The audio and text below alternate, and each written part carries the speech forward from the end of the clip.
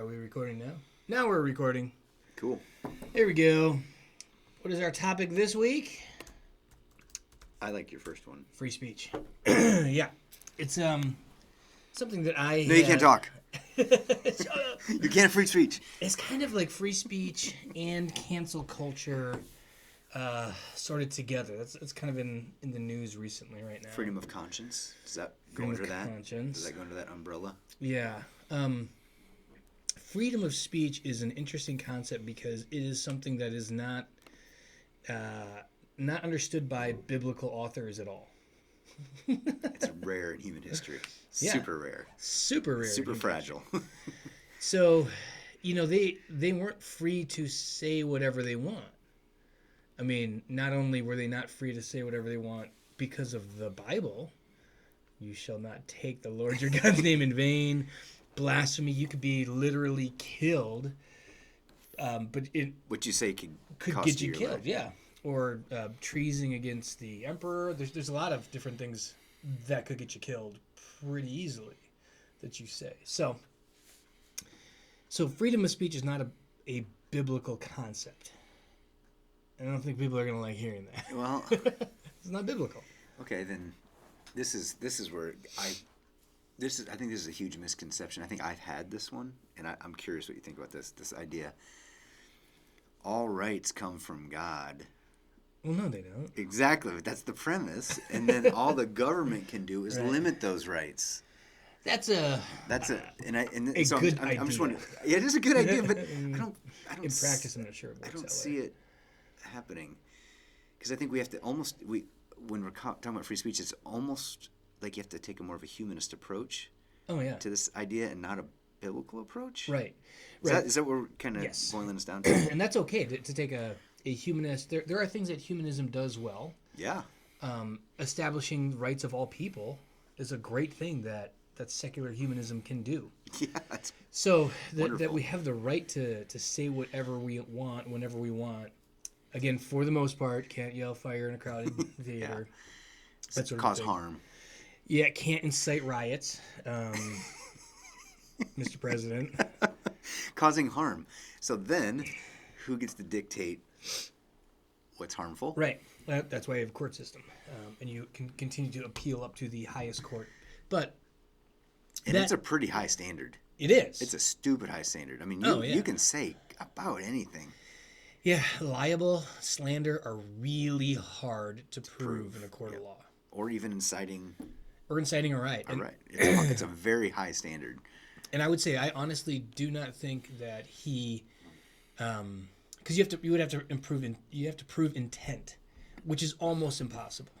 And also, I mean, not just intent, but there actually has to be some meaningful thing that could happen because that was said, which is another. Yeah. There's a whole bunch of layers. You have to proof. be. It has to be very clear that he should have seen this. This is easily foreseeable. But intention isn't like all he has to do. Like his case, the case against him for intent is you intended to do that, and his defense is No, I didn't. nuh-uh. And you can't. The burden of proof is really. Yeah. In America, United States. God bless America, right? Right. That we in general are innocent Right. until proven guilty. Whereas in the biblical sense, we'd be like, no, you're guilty because you're a sinner. Until you're declared. Until you're declared innocent because of the blood of Christ. It's a really different. It's very different. It is. Yeah. So you cannot take that idea of free speech as a biblical God-given right. It is something that's afforded to us by the country, and I think it's extremely important. I think it is the most important right of all of them. I mean, above the Second Amendment, which is Which for you? my is favorite, saying because I love me some guns. something. I got a BB gun. Does that even count? Huh? Does it even count as a firearm? No, it literally doesn't count as a Okay, firearm. so it's Like true. you can literally mail it. and Okay, it's so not a this firearm. is a deal. The guy who used to own the liquor store in Grimes, ATF, would show up all the time because he was selling these weapons that weren't firearms, but they had the high compression air, Oh yeah. and they were like just as powerful as any rifle. And he's like, this isn't a firearm. Mm-hmm. This is a compressed air thing, and the intersection of those things. And he had a gold-plated submachine gun that he showed me once. I'm like, I didn't ask to see this, but he really wanted to show I didn't ask to see this. I just came in to get some beer, Yeah. and all of a sudden I'm looking at a submachine gun that's gold-plated. I'm like, who even thinks about that? That seems like a bad idea. It is a bad idea. It would not. That's not for shooting. That's for show. Just for showing, Yeah. which is what he wanted to do. So it's But yeah. I was like, you know what? That's not a firearm. Even black powder rifles don't count as. They firearms. I mean, they shoot 200 yards, kill a deer, but not a gun. Just in case you were wondering. Goes bang. Bullet comes out. Smoke even or smokeless? Lots of smoke. Yeah. Okay. Lots of smoke. Dead deer, not a gun. You're fine. Felons can have them. So there you go. Seriously? Mm-hmm. You're telling me that that doesn't count? It's a weird loophole. It doesn't count. That's why it took me the longest before I figured out this one guy that I used to hunt with on occasion. We were all hunting out with rifles, and he'd have a black powder muzzleloader. I'd be like, "Why would you get a .308?" I never said anything. I'm lucky I didn't say anything because he was a felon. That's why. That is learning something all the time. Everybody should know a felon. That's back to my original. So freedom of speech is Freedom of speech is it's in some ways under attack in our country right now, I think, because cancel culture is opposed to freedom of speech. It's a way to really cancel culture is a means by which to combat bad speech. Mm-hmm. It's a bad way. It's a bad means to do so. yes. But it is a means. You don't is a like means. somebody is saying something terrible, you deplatform them. They can't say the terrible thing anymore. Mm-hmm. And there are times when or label them. we're label them. Yeah, That's discredit them. hate speech. Yep, hate speech. So you can't say that. Mm-hmm. And then the court of public opinion, or this means by which free speech is supposed to be worked out amongst people. Mm-hmm. You think that's a good idea? I don't. Okay, let's talk about that. And then we figure out what's acceptable speech, not in the legal sense. Right. But the culture is always supposed to be able to be working on this, right? But if you just short circuit that and remove that as the tool to refine the speech in a better way, and you say, no, but what if it happens to you?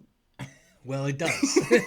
It always does. It always circles back. The number of people who have gone down the road of have been a part of cancel culture, themselves getting canceled, is always on the rise because there is this sort of virtue signaling of, I got him. I was the one who found that tweet from so-and-so that's 7 years old, and when they said that one dumb thing that one time. Oh, what's his name? The Bush Light guy. Oh, yeah. What was his name? Carson King. Carson King. That's what came to my mind. A classic example of a guy doing a really good job, and then for no apparent reason. So then the really funny part was the guy who wrote that article who outed him, he got blowed up. Yes. And he was like, I don't know why people are so mad about a thing I wrote this one time. Like, that's what you did to him! Well, then I found out they dug into his tweets and it didn't go well for him. Yeah, that's what I mean. Like, there's a statute of limitations, I think, with the Des Moines Register, how far they go back. Right. There's all these weird rules. But the exact same thing then happened to him. The guy who called out Carson, it happened to him, and he was complaining about it. Like, you can't complain about the thing happening to you that you literally just did to that guy. Yes, you can. It blows It's called my the mind. it's called the double standard. It is.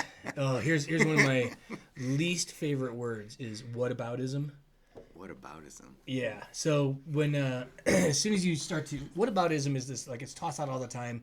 Oh, it's that's just whataboutism. So if you're person A is taking a position about a guy who did a bad thing from the other person's party.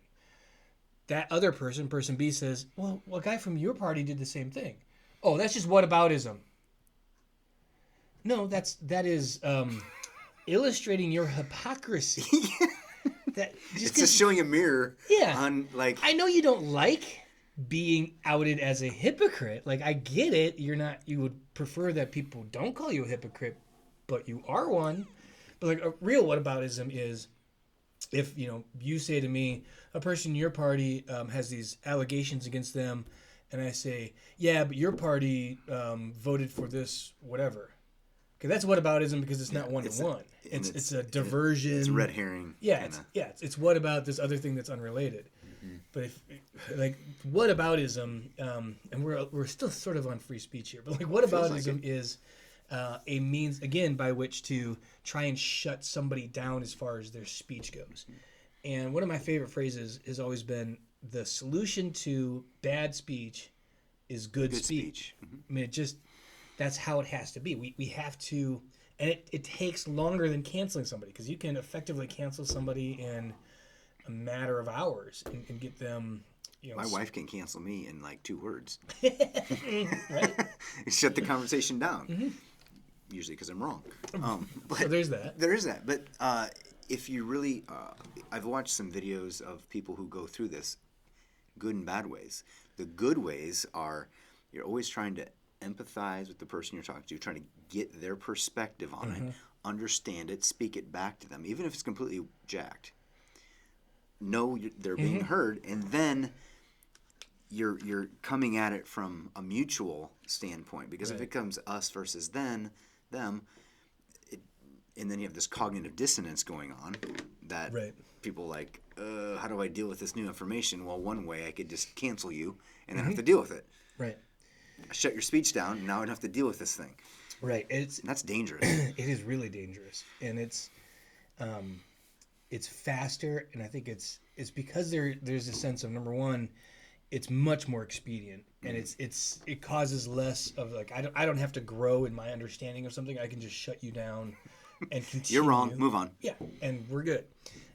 There's no nuance to it. All of that takes energy, effort. It takes time. It takes relationships. All the stuff those are expensive things. My time is worth a lot of money. So for me to try and understand what somebody I disagree with is saying costs me. And it's just cheaper and easier to cancel. Well, if you're going to make... I've had this in a few scenarios, and I've been advised by a few pastors, actually. Like, only say something if you're willing to do that. Get to know them, build a relationship. It's not just a one-time thing. It's going to take an investment. And I'm like, I don't have time for that. They're like, well, then you can't say anything. Right. And they're right. Because I can't, if I'm going to have any, this is where social media gets all jacked with the free speech thing, because you've bypassed all of that hard work potentially, and there's no relationship going on there. So it's just in this vacuum, and then it's not contextual. It's not maybe said out of love for sure. And then that gets super toxic really fast. But the idea that where we started with, that free speech isn't a biblical concept, I think is important, because Christian speech is under attack and will continue to be under attack, because unfortunately sometimes Christian speech and conservative speech are kind of crossed over at the edges. They overlap a little bit. It can be a conservative position that is anti same-sex marriage, apart from it being a thing of faith and whatever. So, but that kind of speech across those edges is it's under attack, and it's not going to go away. It's going to get worse. So then I think the question is, do we as Christians put a foot into the secular world to try and combat that? Or do we just shut up? Well, you don't just shut up. I know, that's what I think a lot of people are starting to do already. They're like, I'm just going to say nothing, because it's a safer position to say nothing. Yeah, there's a book that was just canceled. An author was canceled from Amazon. His book was removed. It was When Harry Became Sally, which is that's a great title. That's a great title. And it's I've never heard of that one, but it is not a religious book per se. It is an honest look at transgenderism and the issues that go along with that, based off of research, data, studies, not based off of the Bible or anything like that. And they got pulled, and it's officially banned from Amazon. Essentially, Amazon has figured out how to do digital book burning. Like, you can't get it from Amazon. That's so sad. It is sad, but But at some point, like what, so then Amazon essentially took Parler down. Will there be a time at which these tech companies are saying, well, those conservative churches, they preach this one way to eternal life thing. That's pretty close-minded. That's That's a right. lot of hate speech. That is. You're saying that Muslims are wrong, worshiping the wrong God? That if you don't believe in the one true God, you're going to hell? What if they pull That down? sounds like a really mean thing to say. We could get kicked off of YouTube. Mm-hmm. We could get dropped. Our website could get dropped. The ability to stream our services goes away. It'd be rough.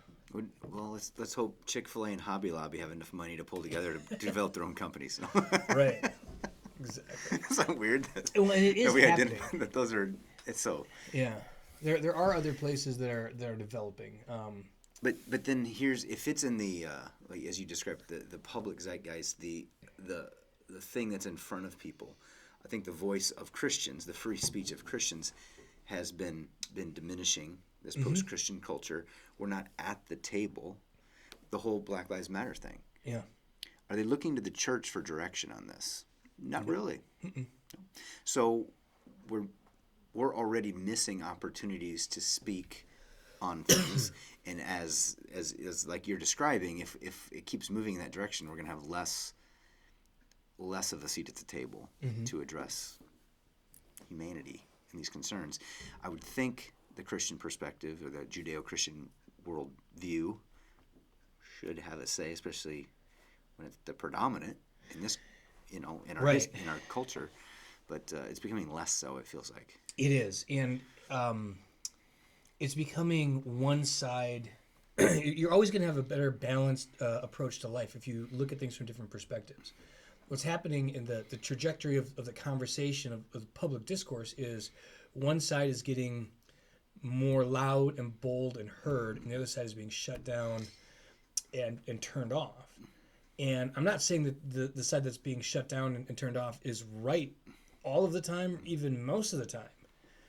Or even if they're never right, at least hearing from their perspective might change your perspective a little bit and have a little different understanding of something. So I mean, if it might pull this side, this direction just a little bit, because there's, so for example, the transgender thing, it is right now, your 15-year-old kid couldn't go to the nurse and get a Advil at school without your signature. But a 15-year-old girl can go and start to have transition medications like hormone blockers and stuff right now without your knowledge.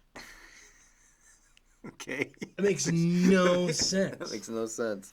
Well, I've done a little research on that, and so the psychologists, let's say, or the researchers, or the people who do this for a living, they keep track of this. The completely secular humanist perspective on these things, like that book, let's say. Yep. That's getting canceled now? Yeah. It's like we can't even say historically this is what we've seen and this is how the data plays. I'm a stats teacher. This is what we do all the time. We do a discussion right now that tells students to go out and find arrest records at Polk County Jail and do demographic studies of them and then compare it to the population. Okay? Interesting. It's very interesting. You want to know what because Polk County is about 7% Black and African American. The arrest record's usually around 24%. Oh my gosh. That's pretty much what, and so they gather new data all the time. So I get to see everybody's, and then we aggregate it, and then we do hypothesis tests, confidence intervals on it, just so they can kind of see that. But then the beautiful thing about teaching stats is then you're like, okay, you have the numbers. Interpret it. Yeah, what does that What's mean? going on here? And then the underlying, and then what can you say and what can't you say? And then, but this is a good way of thinking. But if for some reason someone said, no, you can't be doing those things, because that would be whatever. Now, in general, I think we were ahead of the curve because we've been doing this for 3 years. So when Black Lives Matter and the whole thing happened, one of our professors at Urban Campus had this figured out. I'm like, this is pretty cool right now. This is right. Everybody's into this, and it was neat discussions online. But let's say it went the other way, and we wouldn't be allowed to do that, and that would be a horrible thing, to not be able to deal with real things in an open and honest format. Because as soon as you lose that, you're going to lose. And this is where I watch Jordan Peterson stuff. Yeah. And this is what happened in Canada. They started legislating this speech. And he's like, that's a bad idea. Just don't legislate speech. Let people figure this out. Now, okay, great. If we don't legislate it, then we just get companies canceling. And then it's in this private companies thing, which they have the right to do. Right. They don't have to serve anybody. So this is, it's just messy. And it has to really come like as a treatise from one side to the other. Say, listen, we know we don't like what each other says, in a lot of ways, but to cancel it, I mean, there should be a voice saying, hey, are we sure we want to let 12-year-olds decide to not go through puberty because they feel differently right now, and like horrifically, like even just asking that question, like this could be a really bad thing if in 10 years they say, you know what, that was a phase, which happens, and I wish I wouldn't have done this. Like, we can't even have that conversation without it being canceled. Yes. So like, That's even if you disagree with that conversation or that line of thinking, having the conversation is valuable. And you might not be in the majority. If you just jump out and start canceling, you might start to recognize that there are a lot more people in that middle space. I think this treatise idea, like, hey, now this is the thing though, but when I say this thing or even ask this question, your feelings will be hurt. And then we get into this idea of tolerance. And so it feels like we're getting to the point where, yes, free speech, but don't hurt anybody's feelings. Right. And you need to be completely tolerant of the other and their feelings. That dominates your ability to say something hard or free. Right. That's the scale that seems to be tipping right now. So how do I say something difficult, hard, controversial, something that might hurt someone, but still maintain the free speech? And that in that way, I think it just can't. This idea, you're going to be offended, and how do you protect everyone from being offended? I don't think you can't. No, it's not. But that feels like that's what we're trying to move towards. Like, I don't want to make anybody feel bad, so we aren't going to let anybody else feel bad. So how do we do this? Well, we start canceling anything that makes them feel bad, which then kills free speech. Yeah, it kills free speech. But at the end of the day, Christians are going to be persecuted. This is what's going to happen. And it doesn't say that in the Bible at all. Right? And I think of it in terms of, this is the freest place as far as speech goes in the world. We can say more right here than anywhere else. How good a job are we doing proclaiming the gospel? And I hear this all the time out of Christians. Well, they took the Bible out of the... I'm like, no, they didn't. Your kid could pray during school all day if you wanted, and nobody could stop them. They could bring their Bible to school, and nobody could stop them. They could talk to their friend about Jesus, and nobody could stop them. Don't tell me that it's been these huge restrictions on their speech. No, their teacher can't. Right. Because they're an authority over them, which I'm okay with that, because I don't want someone who's an authority over my child saying things that are contrary or wrong or false, especially when it's regards to Jesus or the Bible. Right. So I get like there's some protections there of this line of authority thing. So, but peer to peer, they can do it, or just they can pray to their God before they sit down and eat. They can pray. It's okay. Yeah. So they took the Bible out of schools, but they didn't take it out of your hands. You can still read that book with your kids. Yeah. It's possible. And it's very interesting. Grimes has a very strong FCA chapter. And there's a lot of kids in it, 100, like a lot of them. And these kids show up before school and go. And there's a packed room, and there was before COVID. They're starting to get together again, but it's like there is a lot of Christian kids here in this school, and I think, good or bad, with that critical mass, they feel comfortable sharing their faith more because they They feel they're with isolated. somebody, Yeah, it's like a we're together on this, and we all want to embody the gospel or tell our friends about Jesus Right. because we want them to go to heaven. And there's a way, all these burdens that this world's junking on them, that there's a freedom in Christ. So I think I don't know.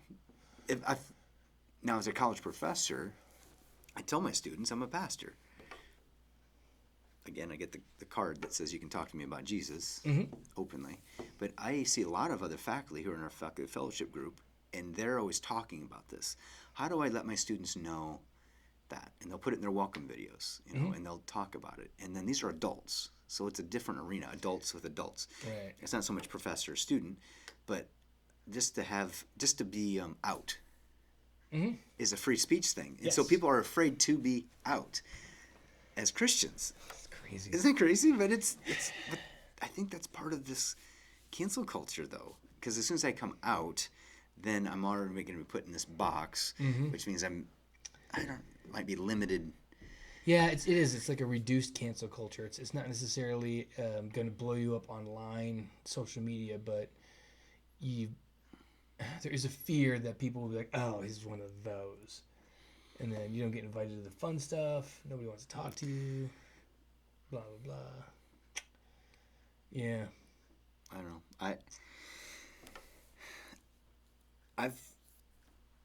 When I used to teach high school and I was becoming closer to God in my late 20s, early 30s, I became more aware of this because it was a non-issue. And I was like, oh, whatever, I'm just a secular humanist, so who cares? And like, oh, you Jesus people, whatever. But then I started changing, and I was like, ooh, what's this look like? What can I say? What can't I say? It got to be hard. And then when I left the high school and started working with adults, and I was like helping with campus fellowship, and I was like, all of a sudden I felt like, oh my, I can do this thing. I have friends who have started Bible studies at their workplaces, and they've ran it all the way up the channels, and they said, yeah, go for it. I'm like, that's amazing, but free speech It's on its way out. I actually do think that's true. I think historically, I think that's been borne out it's really hard to maintain. because it's so fragile. The premise of the whole thing is that you've got a bunch of reasonable people that will just deal with this in the first place. They're going to be big boys and girls and be adults about it and be able to deal with their conflict in reasonable ways. And we don't need the law to get involved with this all. But I think we're moving less in that direction. It's becoming, for sure. Which is why it eventually dies. Yeah, I think it will. I think we've got 100 years, 200 years. Not in my lifetime, not in my kid's lifetime, probably. But what's the longest this has ever existed in history? I don't even know. I don't think it has lasted too long in history. I mean, or just how about just even a democratic kind of republic? What's the longest that's ever lasted? I don't know. Greece? No. Is it Iceland or Greenland? There's got to be some example. That'd be a good Google search. Let's do it. Let's see here. Longest lasting. I don't really want to say democracy because it's. I'll do democracy. I'll do republic. How's that? Sure.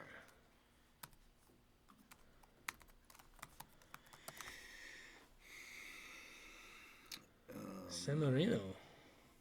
Yep, San Marino. It's the world's oldest surviving republic.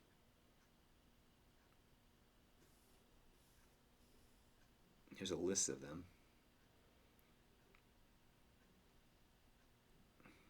The Romans lasted, I guess they called that a representative republic, even though it's kind of, but that lasted about a little under 500 years. Athens lasted a couple hundred. Carthage lasted a couple hundred. So history's telling us there'll be a sunset. Yeah. Oh, so sad. Because I like having free speech. It'll crop up somewhere else. Have you met someone who doesn't? Yeah. I mean, in America. Yeah. Okay. Yeah. They don't like that people can say what they think. Right. And what's really funny is I think everybody believes the idea, like, of course, everybody's going to say, I love free speech. But then if you say, should people be able to say whatever they want? No. So you actually don't love free speech. Yeah, not absolute. It's like free trade, But not absolute. not absolute, right? Yeah. There's always these limits that get put on it, Right. and how far does that go? I hope you and I, like they were saying this, like I heard, this is so bad. A couple Baptist pastors down south said some awful things, and it gets publicized. Okay, I missed it. it was they it was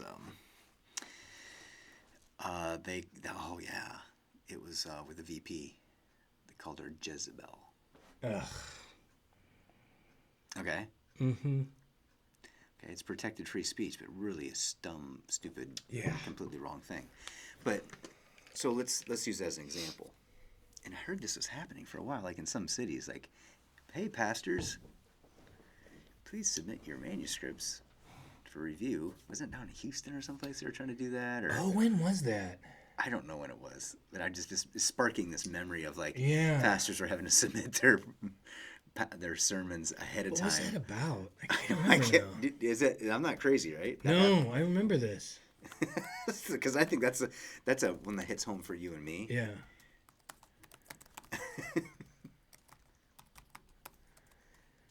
I mean, that's the case in. You're right. City of Houston demands pastors turn over sermons. 2014. Yeah, demands pastors turn their sermons. Yeah. So, yeah, is that really? I'm looking at Snopes. Did that really happen? Oh yes, yeah.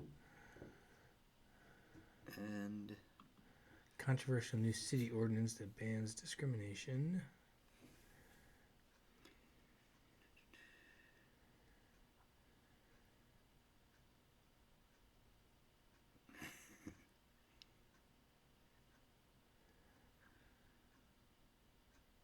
I guess they did submit. Somebody tried to get it through. I don't think it actually happened. That's what it looks like. Is that right? Yeah. Yeah, that was the thing. So, is there going to be a point where there's certain sins we can't talk about? I think so. Like the one you talked about this weekend? Materialism? Greed? Materialism? How dare you do that in suburbia, Luke? Yeah, no joke, right?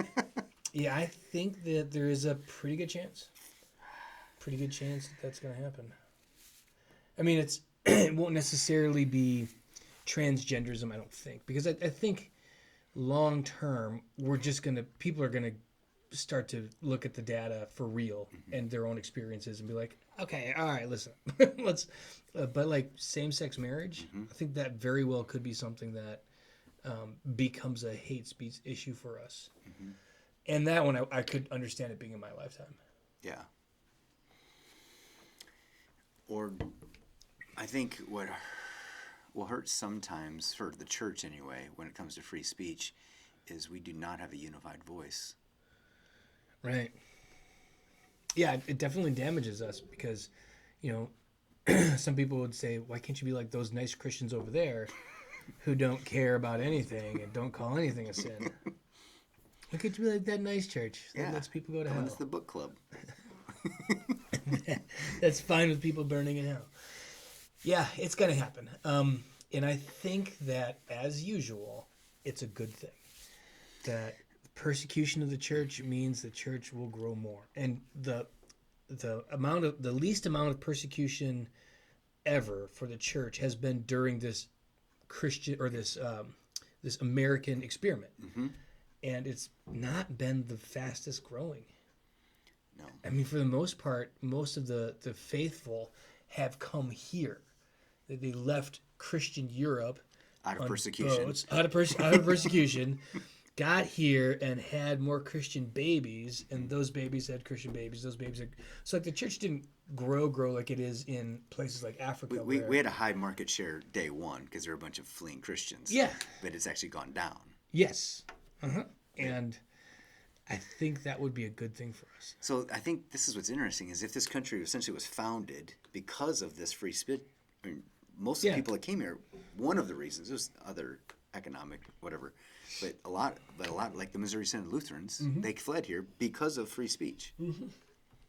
Okay, so there's whole histories of peoples in this country. This is their linchpin issue, and when this country was formed, they're like, we're putting that up in, right at the beginning, and so for that one to get demolished, that is like the most foundational. Yeah. And I wouldn't be surprised if there isn't an exodus from the country if and when it gets to that point. Where would they go? I don't know. Carve out some land in the middle of nowhere. It's going to be an awful place to live. Unless we could just, I don't know, let's get an island and make it a free speech zone. Might be Texas. Maybe Texas just leaves the union. And is like, they have that. It's in the I know. Constitution. They can just, we're done with all y'all. Y'all. Y'all, what's that called? When you leave, it's called seceding from the union. They could do it, and it would be a lot of people like, all right, we're gonna have free speech in Texas, and then I mean that'd be an interesting thing to do. Don't mess with Texas. Don't mess with Texas. My wife used to live there for a while. She loves Texas. Ugh, The fact that we even bring up Texas with this regard, like they would be this bastion of free speech, she would just love that. She'd be like, "Oh, that just confirms. This sounds so Texas. That's like that just confirms it's a good place." Yeah. Free speech and religious freedom would be pretty awesome. We have it, right? We're losing it. I know. And again, that's when the church. How many generations does it take for things to change? Like they say, we're always one generation from the church, right? Yeah. You know, if it doesn't go from one to the next. But here's my observation: young people, the pendulum is swinging. It is. And I'm seeing young people, like teenagers and people in their 20s, who are like, we're not doing that. No, this postmodern baloney is just not. I'm not buying it. I've thought that for a long time, that the whole idea of relative truth is coming to an end. It does feel like it is. Because they're smart people, aren't they? Yeah. Like that doesn't. It's so illogical. It doesn't illogically inconsistent that it doesn't take a lot, but it's taken us a long time to come to this. Well, to get enough people on board so that it doesn't, like you were saying with the zeitgeist, it doesn't permeate the entire culture and community. It has taken a long time, but I think people are figuring, the young people especially, are figuring that out, that there is objective truth. And there are times when it's hard to understand, is this, what that person said, is it super bad? Is it bad? Is it actually not so bad? There's a lot of play in there. But there is then an objective truth bearer somewhere. Yes. Morality screams creator. Yeah.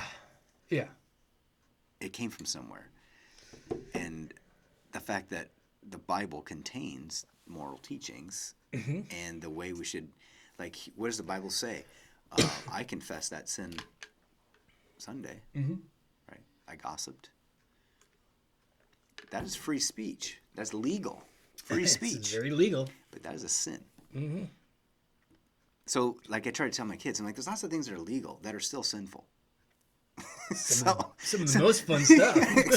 So as Christians, we should be, we're not even supposed to, we're supposed to love our enemies. And if I have malice in my heart against someone, I've hated them and killed them. I'm not supposed to kill. So for Christians, our standard of free speech should be higher. Should be higher.